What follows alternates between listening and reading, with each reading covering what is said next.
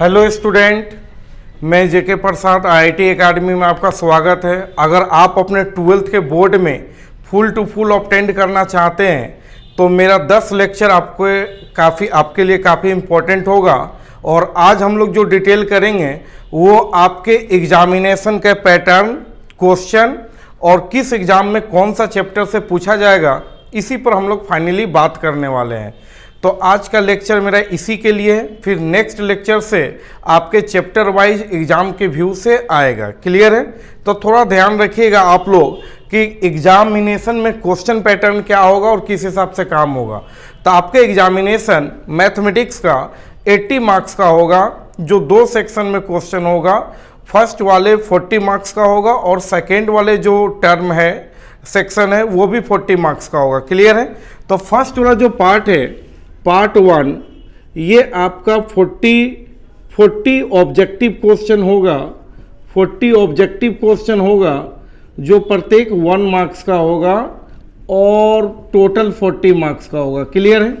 इसके लिए आपको 1.5 घंटा का समय रहेगा। और सेकेंड वाला जो पार्ट है, सेकेंड जो पार्ट है वो सब्जेक्टिव है, ये पार्ट 1 है। और पार्ट 2 आपका सब्जेक्टिव है, ये भी आपका 40 मार्क्स का होगा। क्लियर है? ये भी आपका 40 मार्क्स का होगा, जिसका क्वेश्चन 3 सेक्शन में होगा। इसके लिए भी टाइम 1.5 घंटा ही होगा और इसके लिए भी टाइम आपको 1.5 घंटा ही होगा। क्लियर है? तो इसमें आपको सोल्व करने वाला होगा। इसमें जो 40 क्वेश्चन होगा, 1 मार्क्स का प्रत्येक क्वेश्चन होगा और सारा ऑब्जेक्टिव होगा। क्वेश्चन होगा, उसका 4 ऑप्शन होगा, सही ऑप्शन को टिक आउट करना है। ये पार्ट 1 में जो 1.5 घंटे का एग्जामिनेशन होगा। क्लियर है? और पार्ट 2 में 40 मार्क्स का होगा सब्जेक्टिव, जिसमें आपको लिखने वाला रहेगा। तो इसमें क्या होगा, ध्यान रखिएगा आप लोग सभी। इसका क्वेश्चन 3 सेक्शन में होगा। एक है सेक्शन ए, जिसमें आपका टोटल 7 क्वेश्चन होगा। टोटल 7 क्वेश्चन होगा और इसमें से हम लोगों को सोल्व जो करना है, 5 क्वेश्चन करना है और प्रत्येक सही क्वेश्चन पर 2 मार्क्स मिलेगा। तो ये 10 मार्क्स हो गया। क्लियर है? सेक्शन ए में कौन कौन सा चैप्टर से क्वेश्चन होगा उस पर भी हम डिटेल करेंगे। पहले आप ये समझ लीजिए। फिर आएंगे सेक्शन बी, ये भी इसमें भी टोटल 7 क्वेश्चन होगा बाब, और सोल्व इसमें 5 ही क्वेश्चन करना है आपको और प्रत्येक क्वेश्चन में 3 मार्क्स होगा। तो ये 15 मार्क्स का हो गया।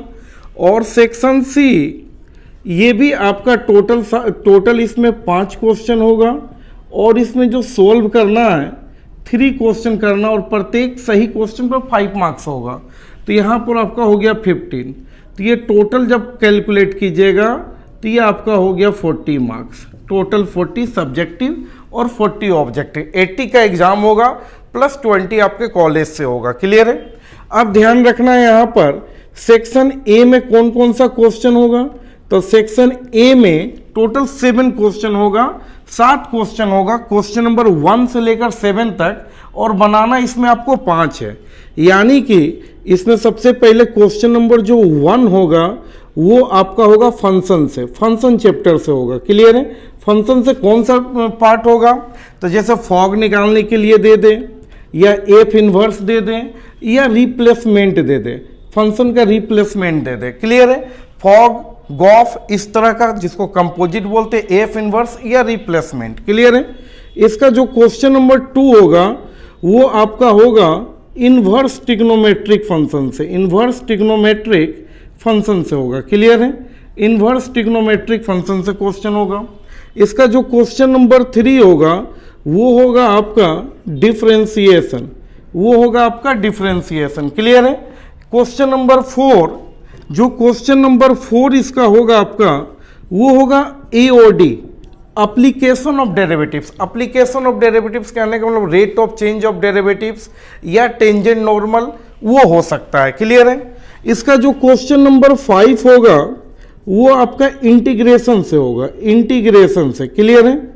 इंटीग्रेशन से एक क्वेश्चन होगा। क्वेश्चन नंबर जो इसका 6 होगा वो आपका होगा angle between 2 line, angle between 2 line, angle between 2 line, यानी 3D से, 3D से वेक्टर और 3D जो पार्ट पर हैं उसके एंगल वाला क्वेश्चन यहाँ पूछा जाएगा। और लास्ट क्वेश्चन नंबर जो 7 होगा इसका, वो आपका दे देगा प्रोबेबिलिटी से, वो आपका प्रोबेबिलिटी से दे देगा। क्लियर है? ये सिचुएशन है यहाँ का। क्लियर है?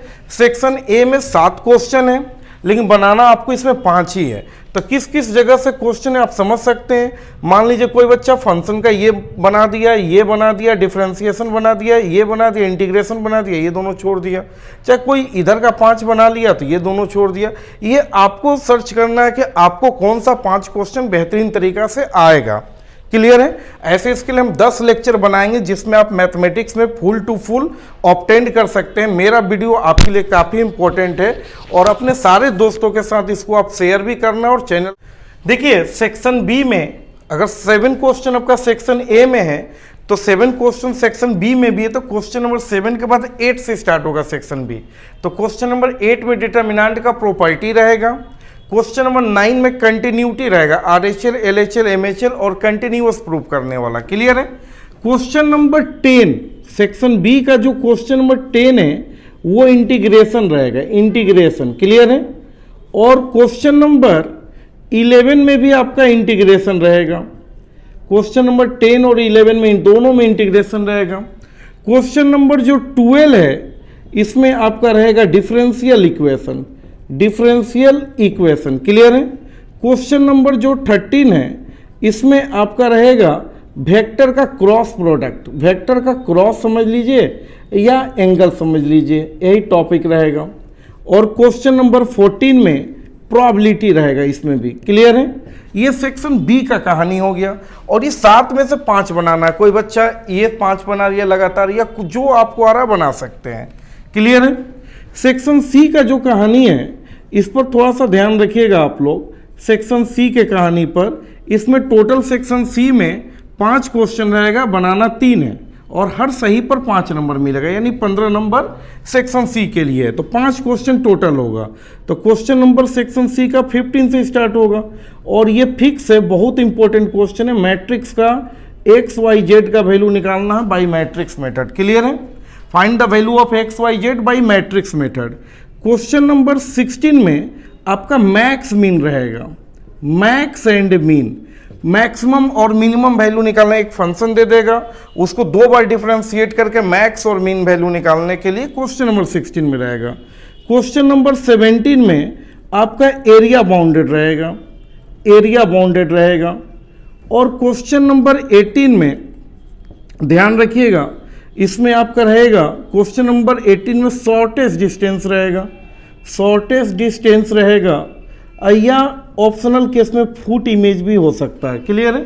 फुट इमेज भी हो सकता है, शॉर्टेस्ट डिस्टेंस या फुट इमेज। क्लियर है?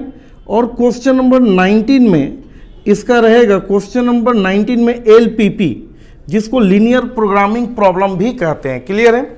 इसमें 5 में से आपको 3 ही बनाना है। जैसे कोई बच्चा मैट्रिक्स का X Y Z, max min, shortest distance बना दिया, या कोई बच्चा ये तीनों बना दिया। क्लियर है?